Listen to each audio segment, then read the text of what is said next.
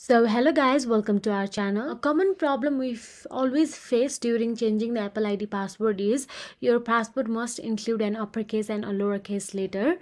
This is what we always face. So today I am here to solve your problem. So simply here, if I type any of the password, then what my Apple ID or Apple shows is my password is weak and I cannot go further with this password. So to simply get rid of this, you will have to create some passwords according to the Apple's policies.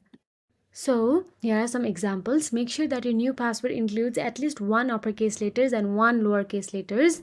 For example, this Apple and the phone. Ensure that your new password meets Apple's length requirements, at least 8 characters long. Avoid using common words, phrases, or patterns that may be easy to guess. Try to create password that is unique and difficult for others to guess.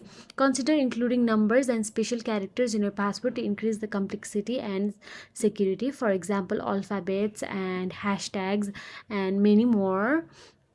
If you are still unable to change your password, try using a different web browser or device to see if that resolves the issues.